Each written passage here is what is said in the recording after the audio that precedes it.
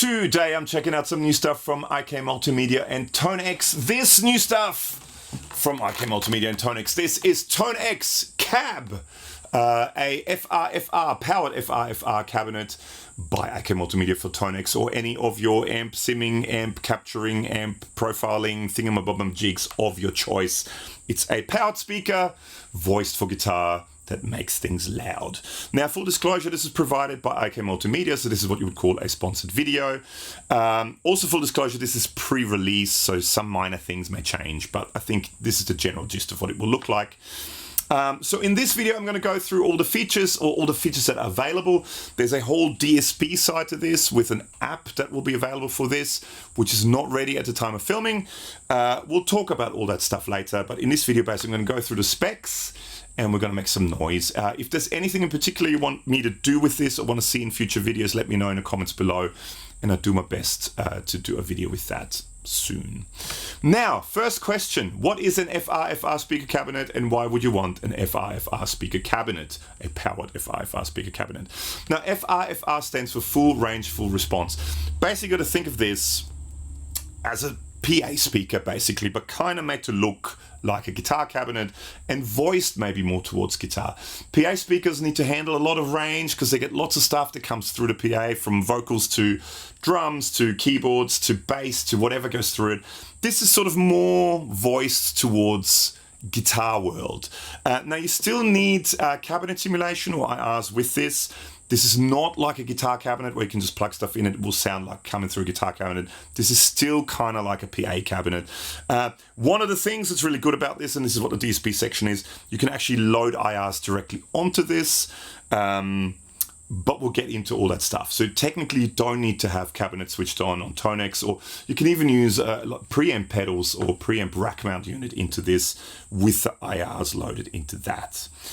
All right, but now let's check it out. So we've got a professional full range flat response FRFR powered cabinet for guitar. The specs are down here on my iPad, so I'm looking down there and reading. It's a true 350 watts RMS, 700 watts peak with audiophile grade power amp and advanced DSP control. So the DSP control is the bit that's not ready yet. That'll be in the other video. It is the most compact 12-inch power cab on the market. It only weighs 12.7 kilos or 28 pounds. It is pretty light. It's still, I mean, there's still weight to it. It's solid, but it is fairly light. It's got an exclusive amp tone control for amp in the room fill and response. We'll check that out when we look at the controls up the top here. It's got a custom Celestion 12-inch guitar speaker and a 1-inch high performance compression driver. So the speaker's a custom speaker made by Celestion, which gives it that guitar, so it's more guitar focused than normal PA speakers. It has 132 dB max SPL for exceptional punch and clarity on any stage. It has, and this is again part of the DSP thing, programmable 3-band EQ custom IR loader with 8 onboard presets and software editor. So basically you've got an EQ on here, you have 8 preset slots, and within each of these slots you can store the EQ settings and an IR. It's fully MIDI controllable as well, which I think is one of the next points. So for example, ToneX, you can go MIDI out of ToneX into MIDI in on here, and as you're switching presets on ToneX, it will also switch presets on here, which I think is pretty cool. You've got 2 inputs that are combo inputs, XLR and 1/4-inch jack combo inputs. MIDI in and out, and USB, which is to control. We'll look at the back panel in a second. You have an XLR output as well with some other processing stuff, which we'll look at in a second. You've got a durable wood construction with elegant design and finish and swappable grill cloths. So this comes default with these black grill cloths, and you can just pull it off. This sort of, I'm not going to pull the whole thing off, but it's just Velcroed on. But you can also buy at additional cost a gold and a silver grill cloth, so you can give that sort of Fender kind of look, or like a vintage Marshall kind of look, with gold, sort of creamy gold, or silver grill cloths.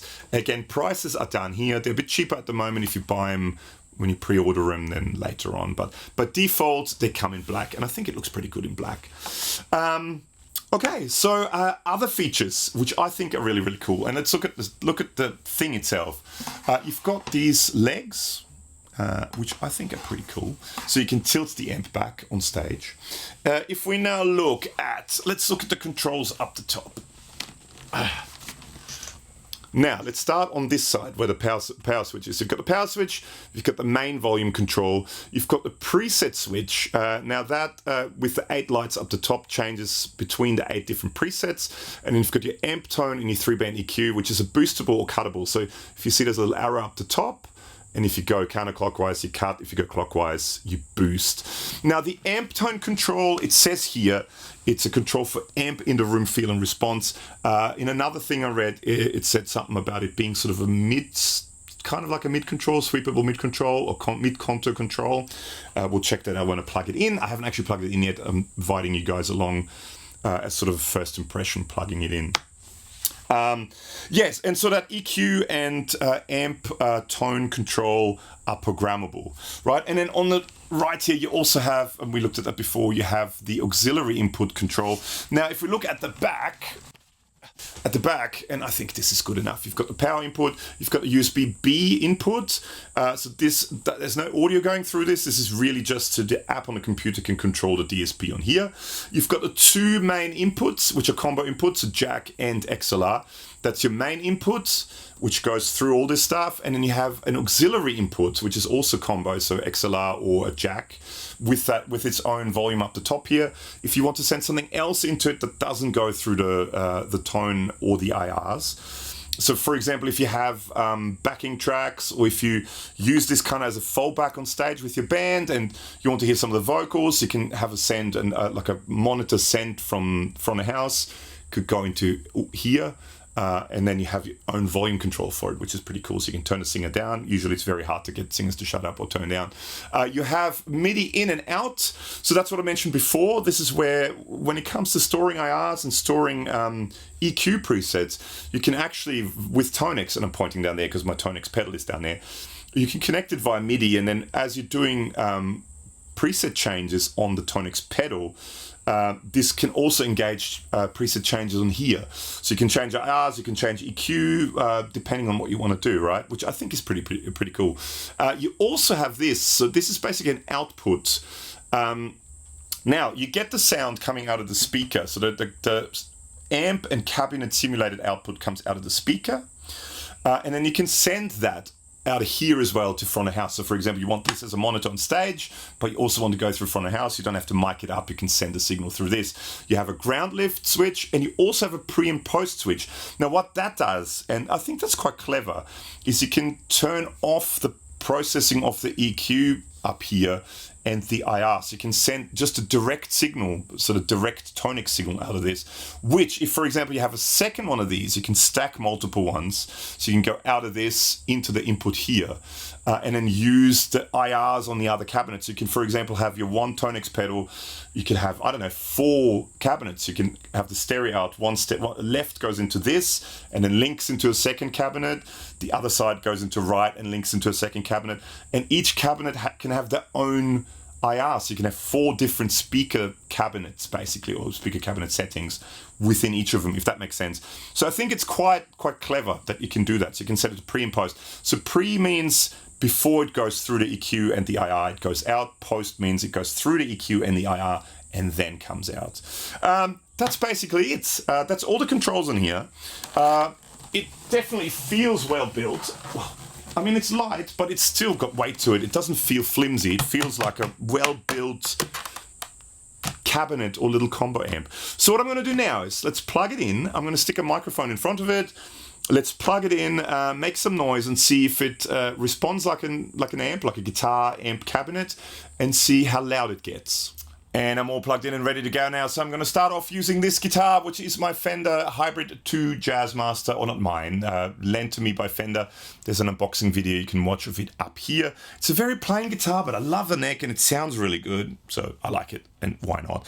Now that goes via my Peterson Strawberry Stomp HC tuner, which is always on my desk, into my ToneX pedal, which is just there in front of me.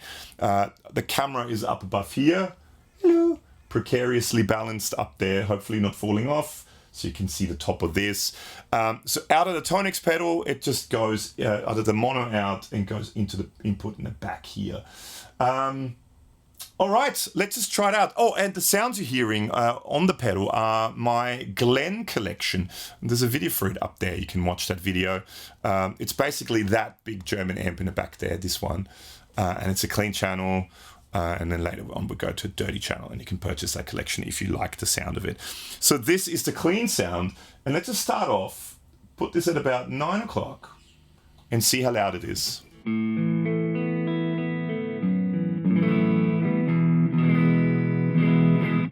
Not very loud, but, so you've got all these controls here. This is your master volume control. This is your preset control. So if you move it, it goes to the different presets, which there's nothing there at the moment. And then these are all your amp controls. Now, as you turn the amp controls, it sort of shows you where you're at, right? So this is where it remembers where the controls are. But if you push this button in just once, this now goes to what's called input gain, I believe. So now as I'm strumming, it should tell me if the input is too high or too low. So I think I can go up a bit with the input.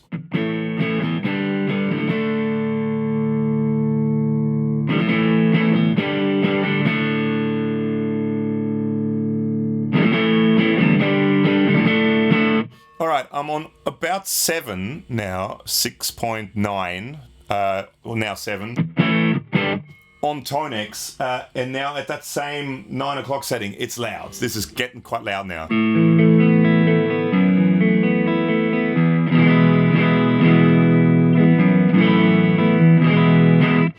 This is definitely loud. Now let's, I'm gonna most likely peak my this sounds loud. Oh, I'm not looking forward to this. Oh! Yeah, so I'm already peaking the input gain on my interface. This is now very loud.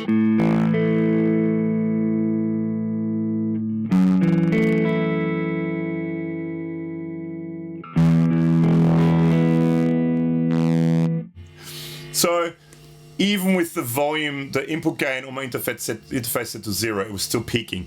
This is loud, so this is unpleasantly loud now.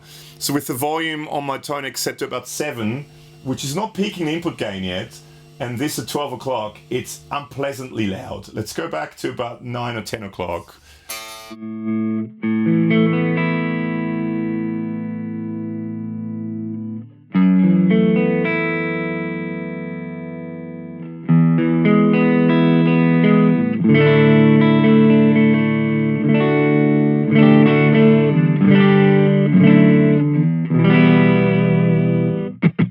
So it goes loud. I mean, this is now, if we're going to hear.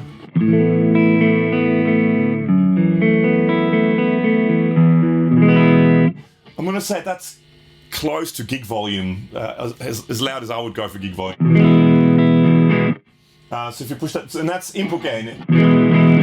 So we're not peaking yet. So that is loud.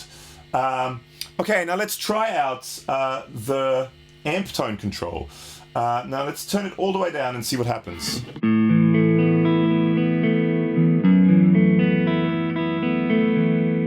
And set it all the way up and see what happens.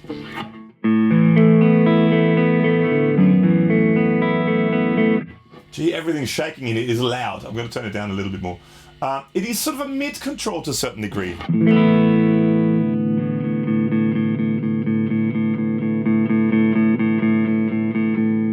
So maybe counterclockwise it gets more that Fendery sound, that kind of little bit scoopedy kind of sound. Whereas if you turn it clockwise, it gives you a bit more mid focus. Maybe a bit more British sort of voiced. That's interesting. Let's quickly check out, okay, treble all the way down.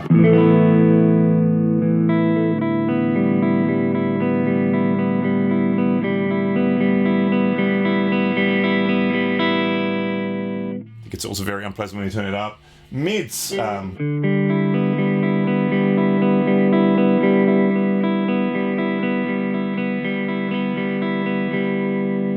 And the bass.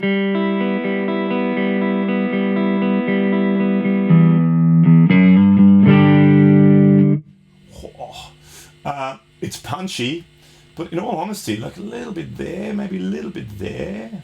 That sounds nice.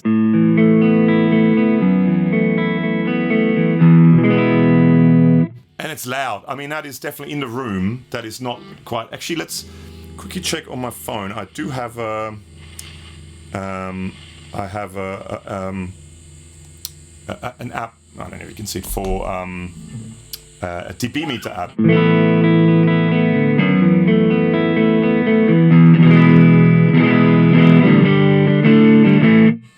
So that was at about 92 on my phone. I mean, I don't know how good that app is on my phone or not. That was about 92. It's loud in here.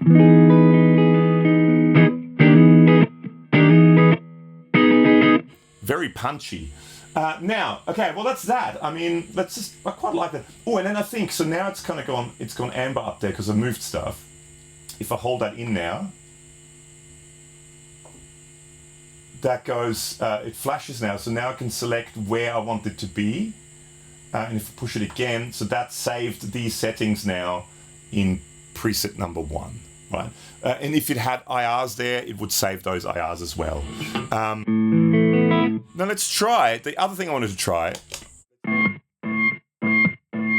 Okay, this is gonna, let's turn this down a bit because this is gonna be ridiculously loud. So this is a high gain sound. And actually let's put some, I'm gonna put some delay on as well because I wanna see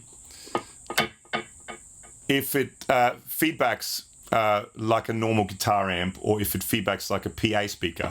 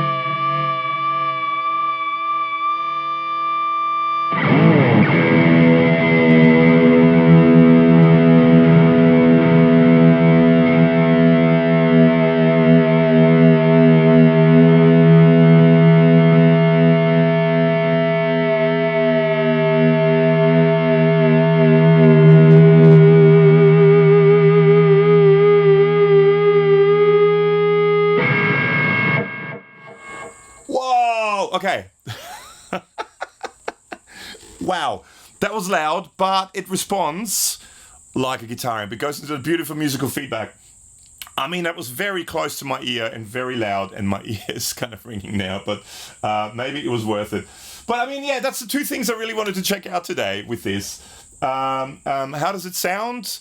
How loud does it get? And how is the feedback? Is it musical? Does it work kind of like, does it interact? And also I moved and the pitch changed. So it does kind of work like that, because that's always one of the things I find when I'm using amp sims with a fallback in front of me, like a normal PA fallback. It kind of goes more into that squealy sound. It's hard to control the feedback and make it sound nice. This definitely interacts much more like a proper guitar amplifier. So that's it for today. Until there's going to be another video where we're looking at all the DSP and looking at the IRs on there and changing the IRs and maybe hooking it up via MIDI and all that stuff. Let me know what you want me to do in the comments below, and I'll see if I can do some more videos with this. Oh, I definitely will do some more videos with this. Big thank you to the awesome people at IK Multimedia for having me as part of this release. Check out the ToneX CAB and the different grills as well if you want different looks. First impressions, it's great. It's loud as hell. It's a small room here, so maybe at Alex's we're going to get some earplugs and really crank it and see how loud we can get it, because he's got a bigger room and a studio there, proper studio. This is just a little, little room where it gets very loud and everything started shaking when I turn it up. But first impressions, I think it's great. I think, yeah, I love the tilt back legs things, so you can tilt it back. You've got all that control in there. You've got the 8 preset slots. What's not to like? So on that note, let me know what you want me to do in future videos. Big thank you to IK Multimedia. Check out this playlist of all the ToneX stuff, and make sure to do the subscribe and thumbs up and all that stuff. And see you in the next one. Bye.